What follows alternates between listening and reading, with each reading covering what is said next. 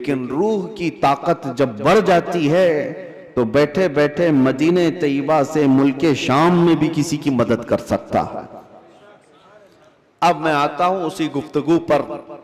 तो फिर मेरे अजीजों, रूह की तरबियत के लिए क्या करना चाहिए? पूरे दुनिया भर के आप दूसरे मज़ाहिब में भी देखेंगे, रिलीजियंस, वो लोग भी तपस्या कर रहे हैं, आत्मा की शक्ति हासिल कर रहे हैं। अल्फाज अलग हैं और वो पावर ऑफ सोल कहते हैं क्रिश्चियन लोग, हिंदू लोग आत्मा की शक्ति कहते हैं। उसके लिए वो दुनिया को तर्क कर रहे हैं, कुछ कलमात के जाप कर रहे हैं, किसी न किसी तरह से वो अपनी रूह को बढ़ाने की कोशिश कर रहे हैं। तो सब अदियान में ये कोई एक कॉन्सेप्ट पाया जाता है। मैं आपको बताता हूं, असली रूह की ताकत वो है, रूह ने अगर अपने रब को पहचान लिया तो ये सबसे बड़ी ताकतवर है। और रूह जिस वक्त अल्लाह रब्बुल इज्जत को, अपने खालिक को पहचान लेती है तो वो रब तबारक व तआला की कुर्ब पाने का जो उसका मकाम है वो विलायत का मकाम है, और वहीं से उसकी ताकत का इजाफा हो जाता है। हमें इस रूह की तरबियत कैसी करनी है, रूह की तरबियत कैसी हो? देखें, आपको एक सिंपल सी बात बता रहा हूं। जिस्म को सुबह नाश्ता ना करो, दोपहर का खाना ना खाओ, तो शाम तक आप हिलने लग जाएंगे। और अगर 3 वक्त का खाना छोड़ो तो कमजोरी जिस्म पर और चेहरे पर जाहिर होने लग जाएगी। क्यों? इसलिए कि जिस्म को भूख लगती है और हम खाना खाते हैं। इसी तरह रूह को भी भूख लगती है। रूह की ग़िज़ा अल्लाह का जिक्र है, जिक्रुल्लाह है। और जब बंदा अल्लाह का जिक्र करता है तो उसकी रूह तरोताजा होती है। और यहां तो बरसों से अल्लाह का जिक्र ही नहीं किया तो किसी की रूह बीमार इतनी हो चुकी है कि उसे कुछ नहीं पता, सिर्फ चलता फिरता एक लाशा है, चलता फिरता एक जिस्म है, रूह तो है मौजूद लेकिन बड़ी कमजोर और बड़ी गरीब। इस रूह को ताकतवर बनाओ अल्लाह के जिक्र से, जिक्रुल्लाह से। अब आपको मैं बताता हूं, जहां ये रूह सलामत होती है, इंसान का जिस्म मर भी जाए तो अल्लाह तबारक व तआला उसकी रूह को इसी तरह बाकी रखता है। रूह बाकी है, मरने के बाद भी इंसान के जिस्म को कब्र में रख दिए जाने के बाद भी रूह बाकी है, रूह बाकी है।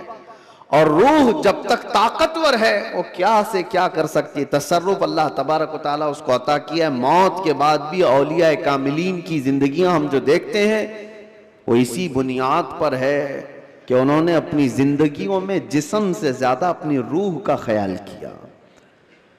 लोग अपनी बॉडी बनाने के लिए जो मेहनत करते हैं, कोई बात नहीं, कितने कितने घंटों लोग जिम करके अपनी जिस्म को मजबूत बनाना चाहते हैं। ये जिस्म सिर्फ दिखा सकते हैं सामने लोगों को, या किस लिए? कि फिट रहने के लिए। कुछ लोग किसी को मुक्का मारने के लिए कर रहे हैं, लेकिन उसका 10% भी अगर रूह की तरबियत पर तवज्जो दी जाए तो मेरे अजीजों, ताकत व कुव्वत का यह आलम होगा कि औलिया कामिलीन की सफ में अल्लाह तबारक व तआला आपको वो मकाम अता फरमाए। रूह की ताकत की तरफ तवज्जो। आज पूरी दुनिया इससे दूर भागी हुई है, सारी चीजें, हमारी रूहानियत निकल गई। हम मेटल पर मेहनत कर रहे हैं, हम जिस्मों पर मेहनत कर रहे हैं, हम कपड़ों पर, अपने जाहिर पर मेहनत कर रहे हैं। रूह के लिए जो औलिया कामिलीन के यहाँ तरबियत होती थी वो खाल खाल नजर आ रहे हैं। पहले खानकाहों में, जानते हैं आप, माररा मुतहरा हिंदुस्तान की बहुत बड़ी खानकाह है जहां से आला हजरत भी बैत हुए थे। इमाम अहले सुन्नत मुजद्दिद दीन व मिल्लत जहां से बैत हुए, वो खानकाह सादात की, आले रसूल वहां पर हैं। हजरत शाह हमजा आइनी रदी अल्लाह तआला ने, बड़े पाए के बुजुर्ग हैं, उनके पास लोग आते थे तरबियत हासिल करने के लिए,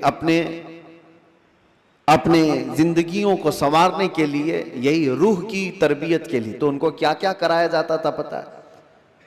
सबसे पहली चीज उनकी तरबियत ये होती थी कि जो चीज तुम्हारी जिंदगी में हावी होने की कोशिश कर रही है उससे अपने आप को छुटकारा दिलाना। जो तुम्हारे ऊपर हावी हो रही है, चाहे वो नींद हो या भूख हो या किसी चीज की चाहत हो, अगर हावी हो रही है, गालिब हो रही है, तो उससे नजात हासिल कर लो, तब तुम्हारी रूह पावरफुल होगी। वरना तुम गुलाम बन करके रहोगे, अपनी ख्वाहिशों के गुलाम बन करके रहोगे। अभी मन किया बिरयानी खाने का, भाग कर चले गए, तुम ख्वाहिश के गुलाम हो, तुम जाहिरी चीजों के गुलाम हो। नींद तुम्हें गुलाम बनाकर रखी है, जब वो आई तो तुम तो लंबे हो गए।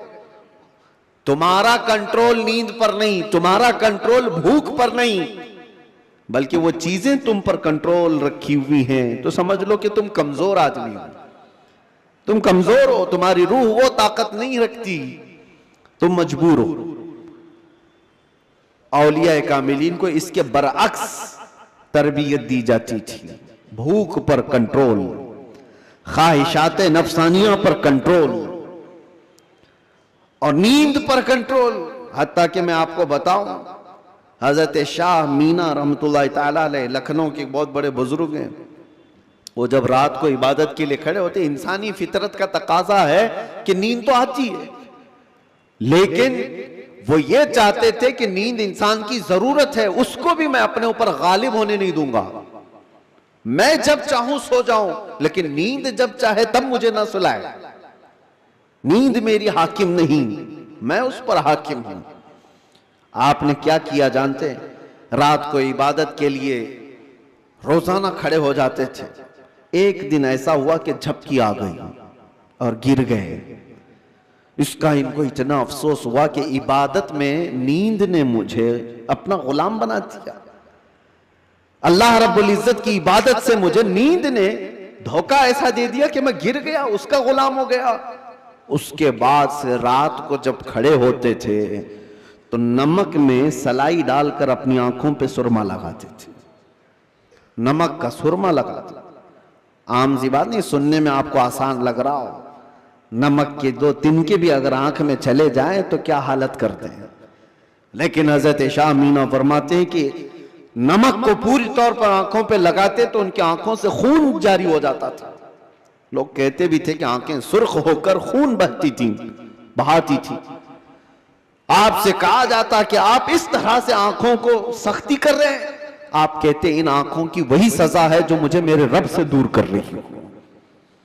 नींद का गलबा मुझे ला करके अपना गुलाम बनाती हूं। ख्वाहिशात के लिए भी उन्होंने ऐसा ही किया है।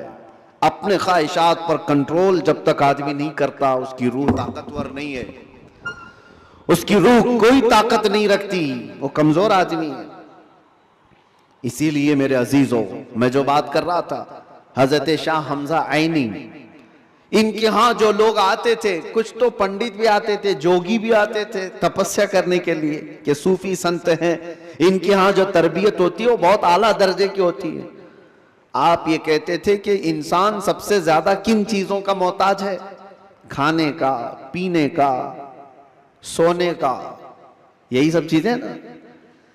इस पर तो वो कंट्रोल करा ही देते थे।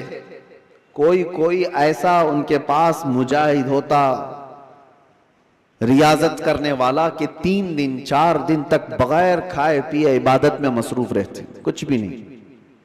और ये पॉसिबल है क्योंकि अल्लाह ने इंसान की बॉडी को फ्लेक्सिबल बनाया है। इसको जैसा बंदा ढालता है वैसा जिस्म बनता है, कोई चीज इम्पॉसिबल नहीं है।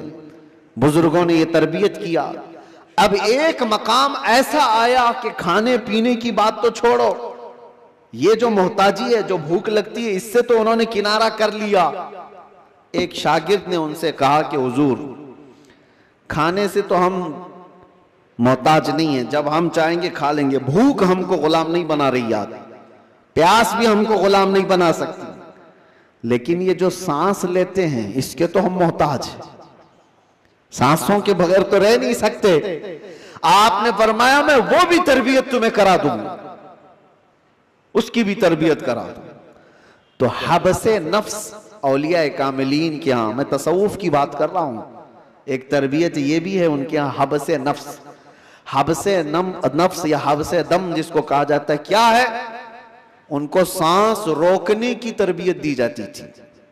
सांस रोक लो अपनी, आप अपनी नाक और मुंह बंद करके देखो कितनी देर रोक सकते हो, शायद 1 मिनट, क्योंकि आदत नहीं है। 1 मिनट से ज्यादा अपने नाक और मुंह को पकड़ नहीं सकते।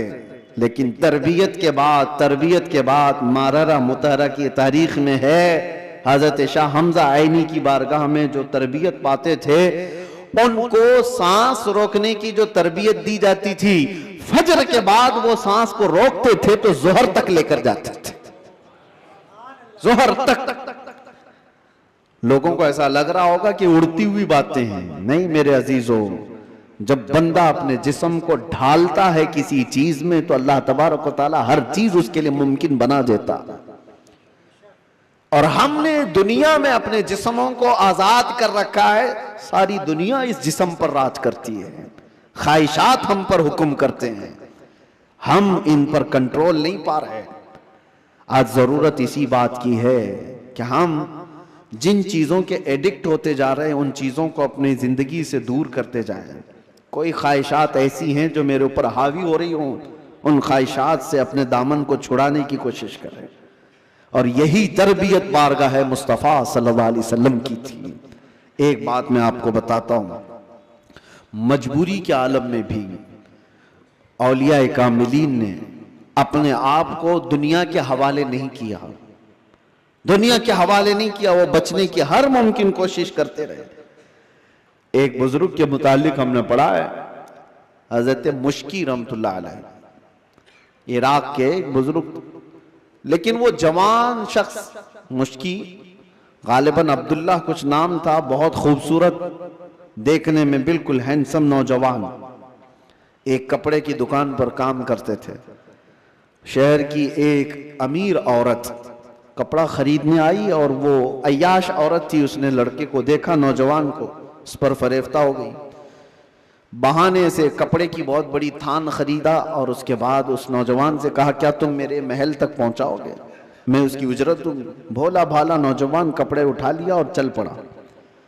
उस खातून के घर जब पहुंचे तो उसने कपड़े की वो थान अंदर रखवाई और कमरे में उसे बुलाकर दरवाजे बंद कर दिए।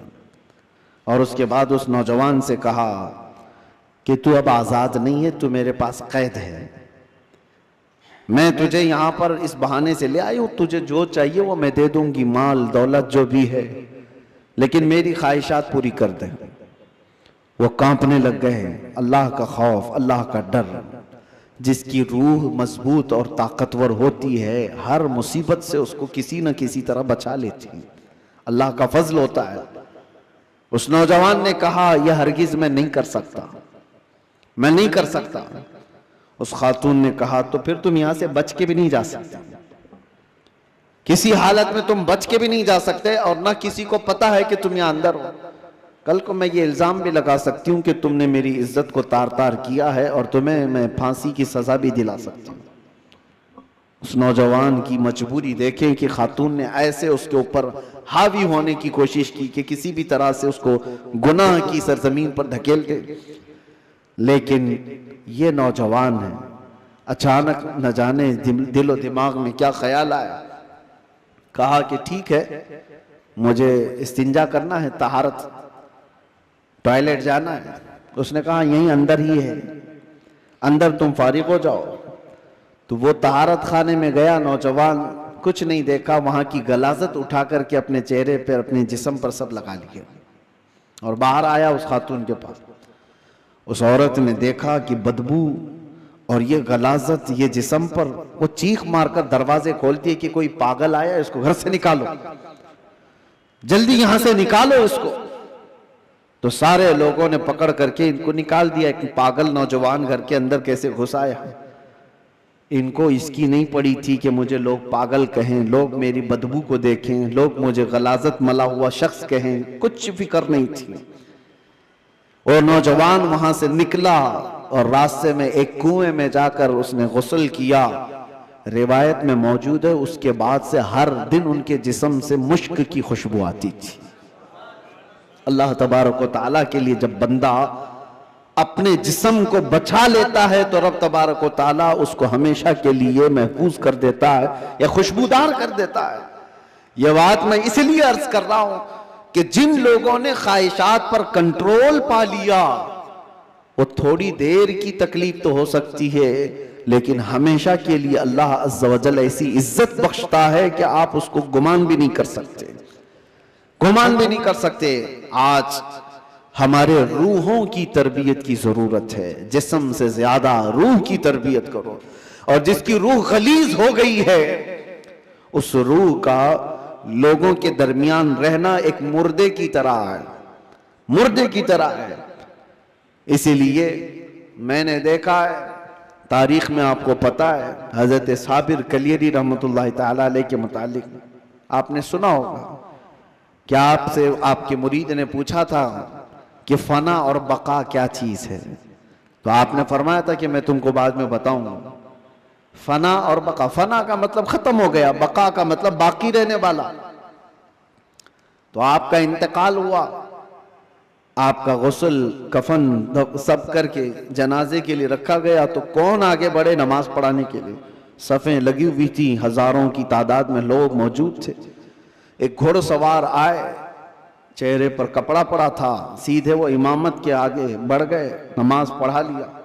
सारे लोग उनके पीछे नमाज भी पढ़ ली, किसी ने पूछा नहीं। और वो आए हुए बुजुर्ग नमाज जनाजा पढ़ा कर निकल रहे थे, तो उनके वो मुरीद खास जो साबिर कलेरी के थे, उन्होंने उनको पकड़ा और पूछा, आप कौन है? हमारे पीरो मुर्शिद की नमाज जनाजा पढ़ाने वाले आप कौन है? अचानक आए और पढ़ा कर जा रहे हैं। कपड़ा उन्होंने चेहरे से हटाया तो वो साबिर कलियरी ही थे, साबिर अलाउद्दीन कलियरी। हो सकता है आज के मॉडर्न जमाने में लोग इसको कहानी से ताबीर दें। आपने फरमाया, तुमने मुझसे सवाल किया था ना फना और बका क्या चीज है, वो जनाजे में जो है वो फना है, और ये तेरे सामने है ये बका। जिसने रूह की तरबियत की अपनी जिंदगी में, अल्लाह ताला मौत के बाद भी उसे तसर्रुफ अता करता है, उसे तसर्रुफ अता करता है। सही रिवायात में मौजूद है कि जिसने अपनी रूह को अल्लाह और उसके रसूल के हवाले किया, अल्लाह उसकी जिस्म की भी हिफाजत करता है, सिर्फ रूह की नहीं, जिस्म की भी। शुहदाए उहद के बारे में देखें, शुहदाए बद्र के बारे में, कि उनके जिस्म भी नहीं सड़े गले, खबरों में बरसों तक इसी तरह से रहे। 1935 में इराक में बगदाद के दरियाए दजला के किनारे दो सहाबा की कब्रें थी, हजरत हुज़ैफा बिन यमान, हजरत अब्दुल्ला बिन जाबिर। उनकी कब्रों में पानी भर गया था तो कब्रें खोली गई थी। 1935 की बात कर रहा हूं। तकरीबन 1300 साल के बाद उनकी कब्रें खोली गई तो दोनों सहाबी जिस्मों के साथ सही सलामत आराम कर रहे थे। अखबार की कटिंग भी आज भी लगी हुई है, इराक में मौजूद है। 1935 बहुत दूर की बात नहीं कर रहा हूं, 100 साल नहीं गुजरे, अभी 90 साल पहले की बात। उनके जनाजे वहां से उठाए गए और बगदाद से 35 किलोमीटर दूर ले जाकर हजरत सलमान फारसी की कब्र के बगल में उन दोनों को दफन किया गया। ये तारीख मौजूद है। वो सहाबा जिनकी कब्रों में उनके जिस्म 1300 साल तक बाकी हैं।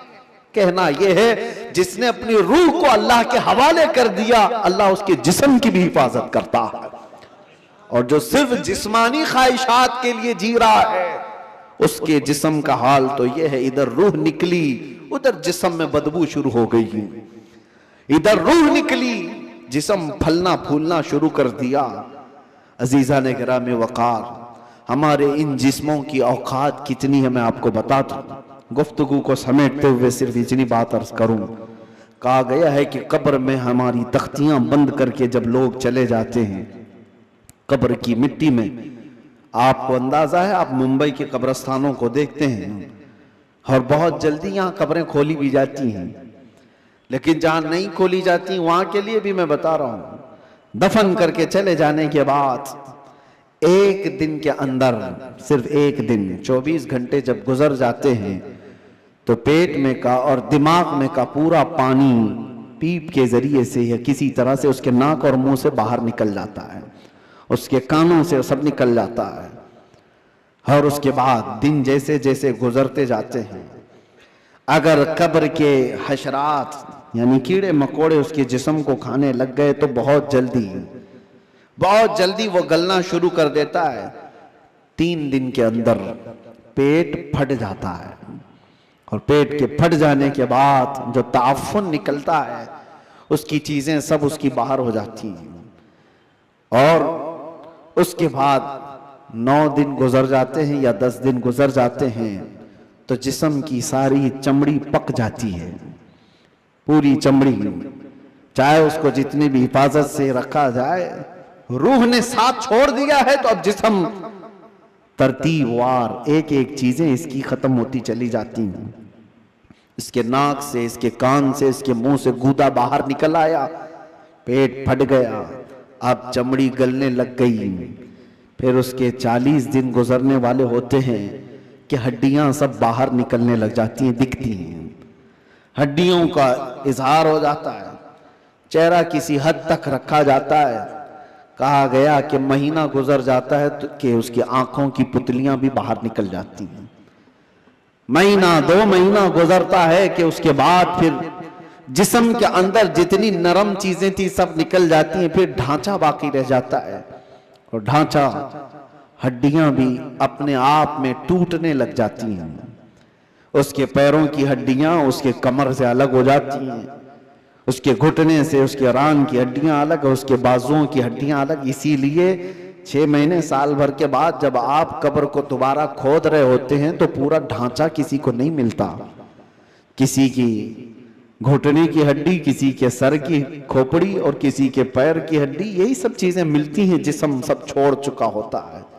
ये वही जिस्म है जिसको हम घंटों आईने के सामने सजा रहे होते हैं। ये वही जिस्म है जिसके ऊपर हम अपनी मेहनत खर्च कर रहे हैं, चाहे वो जिम में जाकर।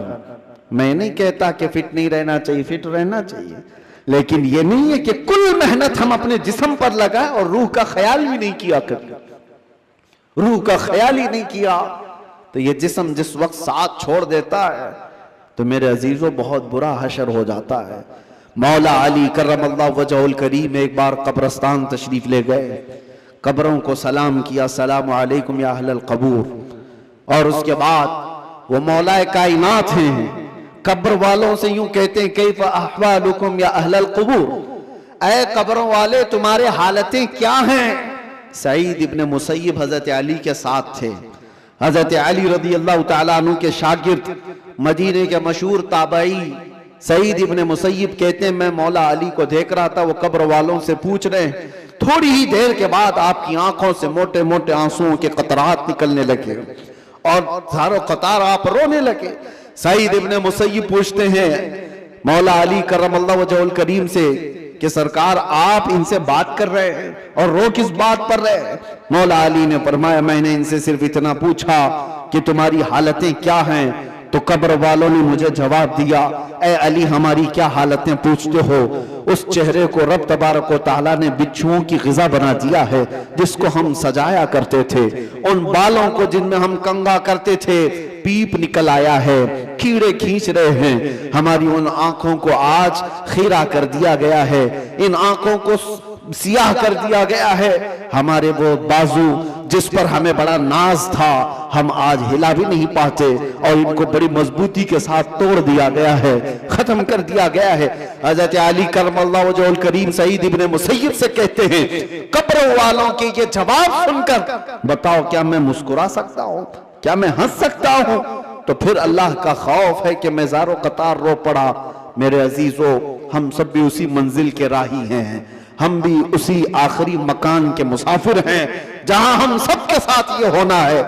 इसलिए जब तक रब तबारक व तआला ने हमारे जिस्म में रूह बाकी रखा है, इस रूह की तवज्जो करो, इसकी तरबियत करो, वरना वक्त गुजर जाने के बाद कुरान पाक में है कई ऐसे लोग हैं जो कहते हैं रब तआला से, क्या कहते हैं, लौ कुन्ना नुरद्दु, ऐ अल्लाह अगर काश एक बार हमको तू लौटा दे, कुन्ना नअमल, हम बहुत अच्छा अमल करेंगे, अमलन सालिहा, हम नेक बन करके आएंगे। लो नुरद्दु, हम लौटा दिए जाएं, अगर एक बार हमें दोबारा दुनिया में भेज दे, हम पक्के मोमिन बन करके आएंगे, हम नेक इबादतगार बन करके आएंगे। रब ताला फरमाता है कल्ला, हरगिज नहीं, जो वक्त था वो बीत चुका, अब अमल का वक्त नहीं, अब सिर्फ हिसाब का वक्त है, अब सिर्फ हिसाब का वक्त है। इसीलिए अरबी में एक मकौला मैं पढ़ता था अपने तालिबे इल्मी के जमाने में, मैंने तो अपने सिराने पर उसको लगाया हुआ था, हासिबू कब्ल अन तुहासबू, अपना हिसाब पहले पूरा कर लो इससे पहले कि तुम्हारा हिसाब लिया जाए। अपना कैलकुलेशन पूरा करेक्ट करके रख लो कि इससे पहले कि तुम्हारा हिसाब लिया जाए। अजीजा निगरामी, आज हमारी जिंदगियां ऐसी हैं, हम इनकम टैक्स के डर से तो अपना हिसाब पूरा सही करने की कोशिश तो करते हैं, सीए को दे दिया, उसको दे दिया, सबसे पूछताछ करके कि कहीं कोई लूप होल्स ना रह जाए ताकि हम पकड़ में ना आए। बैंकों के मामलात सही कर रहे हैं कि कहीं हम ईडी के छापे में ना आ जाए, इनकम टैक्स के छापे में ना आ जाए। ये ज्यादा से ज्यादा तुम्हें क्या कर सकते हैं, इस जिंदगी में ही तो सजा दे सकते हैं, लेकिन इनको छुपा भी सकते हो अपने मामलात। सीए तुम्हें छोटे रास्ते भी बताता है और अलग शॉर्ट रास्ते भी बताता है, लेकिन उस रब्बुल आलमीन की बारगाह में तुम कोई हीला बहाना नहीं कर सकते। यअलमु खाइनतल अयुनि व मा तुख्फी सुदूर, वो तुम्हारी आंखों की खयानत को भी देख रहा है और दिल में छुपे हुए हालात को भी देख रहा है। उसके दरबार में क्या छुपा सकते हो। और जो फरिश्ते तुम्हें कब्र में पूछने आएंगे वो रिश्वत भी नहीं लेते, वो किसी के बारे में सिफारिश को कबूल भी नहीं करते। उनका हाल तो ये है, जितना रब ने उनको हुक्म दिया वो पूरा करके ही रहते हैं। अगर फरिश्ता रिश्वत लेने वाला होता तो कितने तो मालदार पैसे देकर इजराइल अलैहिस्सलाम से जान तो बचा लेते, अपनी रूह निकाले जाने से बचा तो लेते। जहां बंदा डॉक्टरों को पैसे देता है, मलकुल मौत को भी तो दे सकता था, लेकिन पूरी दुनिया को ये मालूम है कि फरिश्ता रिश्वत नहीं लेता, ना ही ये किसी को एक मिनट आगे पीछे होने देता है। जब ये सारे मामला तय हैं और सबको मालूम है, तो आओ मेरे अजीजों उस बारगाह मुस्तफ़ा सल्लल्लाहु अलैहि वसल्लम में, जहां मेरे आका सल्लल्लाहु ताला अलैहि वसल्लम ने इंसानों की तरबियत फरमाई, उनकी रूह की तरबियत फरमाई। वो कौन थे जो सहाबा बने? शराब की जिंदगियां उनकी भी थी, जुए की जिंदगियां उनकी भी थी, बच्चियों को पैदा होते ही गर्दन मरोड़ करके मार देने वाली जिंदगियां उनकी भी थी, माँ और बहनों को बाजारों में नीलाम कर दिया जाता था, अरब की यह जिंदगी थी। लेकिन एक अरब ने आदमी का बोलबाला कर दिया, खाक के जर्रों को हमदोशे सुरैया कर दिया। खुद न थे जो राह पर औरों के हादी बन गए, क्या नजर थी जिसने मुर्दों को मसीहा कर दिया। मेरे आका सल्लल्लाहु ताला अलैहि वसल्लम ने फिर उनको किस मकाम पर पहुंचाया। ये वो अरब के बद्दू लोग थे जिनको दुनिया वहशी कहती थी, मगर मेरे मुस्तफ़ा सल्लल्लाहु अलैहि वसल्लम की तरबियत में आए तो फिर मकाम ये बना असहाबी कन्नुजूम। खुद मेरे आका ने फरमाया मेरे सहाबा सितारों की मानिंद है, जिसकी भी पैरवी करोगे हिदायत पा जाओगे। उनको बुलंद मकाम हुआ था किया कि चांद भी उनको देखे तो रश्क करे। वो मकाम मेरे आका की उस जलोत खाने में, उस खलवत कदे में हुआ है। इसीलिए दुनिया की यूनिवर्सिटियां, दुनिया के स्कूल जिस्म तो बना सकते हैं और मदीने का दरबार तुम्हारी रूह को बनाता है, रूह को बनाता है। बारगाह मुस्तफ़ा सल्लल्लाहु अलैहि वसल्लम में हम अपने आप को सरेंडर करें। और इसीलिए मेरे आका ने फरमाया ला युमिनु अहदुकुम हत्ता यकून हवाहु तबअन लिमा जितु बिही। उस वक्त तक तुम में से कोई भी मोमिन नहीं हो सकता जब तक अपनी ख्वाहिशात को मेरी मर्जी के मुताबिक ना बनाते। जब तक आप अपनी ख्वाहिशात को रसूलुल्लाह की मर्जी के मुताबिक नहीं करते, तब तक तो पक्के मोमिन भी नहीं हैं। इसीलिए आज ये अहद करो कि हमारा जीना मरना हुजूर की मर्जी के मुताबिक होगा। हुजूर पाक की मर्जी के मुताबिक हो तो फिर रूह भी ताकतवर होगी।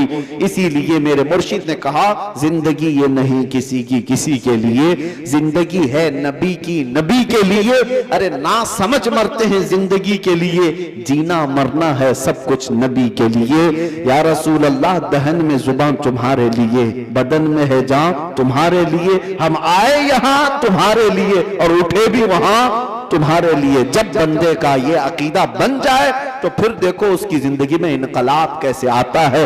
रब तबारक व तआला हम सबको हमारे कमजोर जिस्मों से नजात अता कर मजबूत रूहानी ताकत अता फरमाए।